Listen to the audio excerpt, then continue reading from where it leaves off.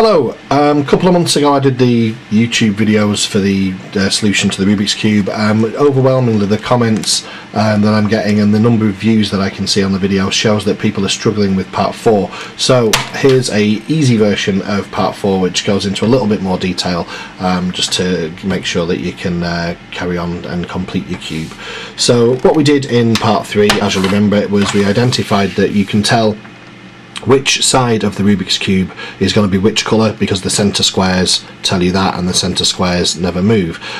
We've completed the top layer of the cube, and for this section we're going to complete the entire middle layer of the cube. Now you can see the middle layer has the centre squares on it, so there's only actually 4 squares on the middle layer. 1, 2, 3, 4. Now you start off by turning the whole cube upside down so the solved layer is on the bottom, and then you look at the top layer and determine what side that's going to be at the end. So obviously we can see on my cube that's going to be orange.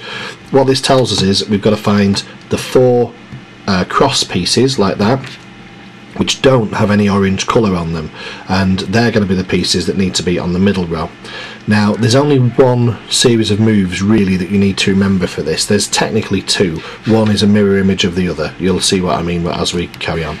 So the first thing that you do is you locate a cross piece square on the top of your cube, your top layer, that doesn't have the colour on it that the top layer is going to be. So in our case our top layer is going to be orange, so we're looking for a 2 colour piece which doesn't have any orange on. Obviously here's one, I've got green and yellow.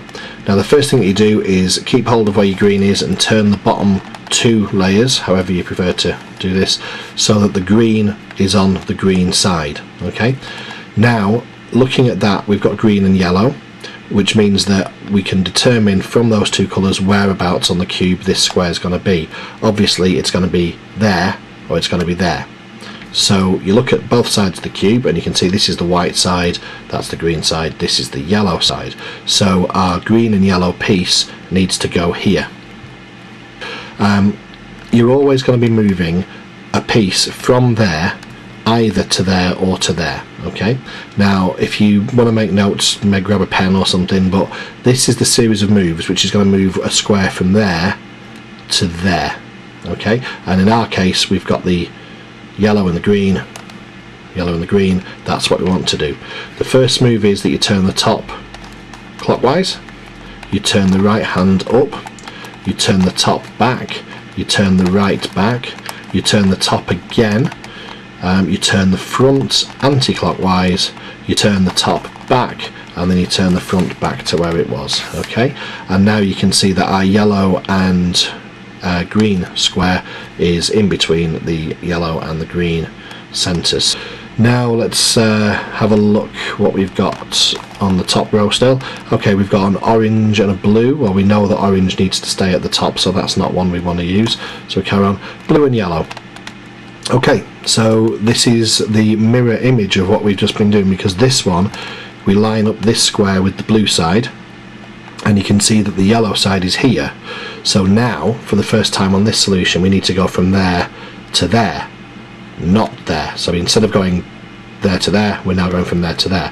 And this, you'll see, is exactly the same series of moves, but it's the mirror. So we start off turning, the top is the first move, and you're always turning it away from the square where it wants to be. That's how you remember. So that's going to be that way, left up, turn it back, left down, turn it again, front to the right, turn the top back, turn the front back to the left, and now you can see that's in place.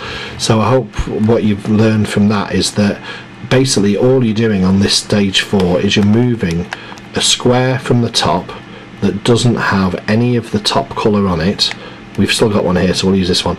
You've got this one has no orange on, so we're going to do that one. So that's white and blue.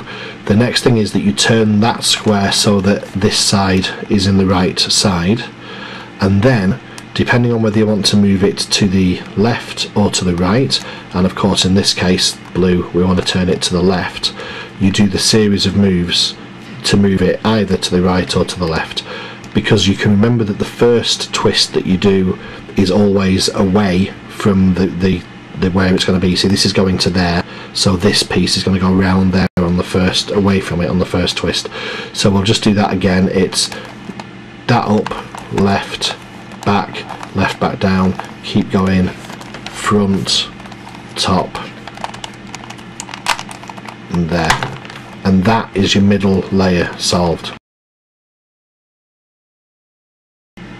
Okay, so by now on this video what I hope you're able to do is move the squares from the top row to the middle row. However, what happens if you get into a situation like this?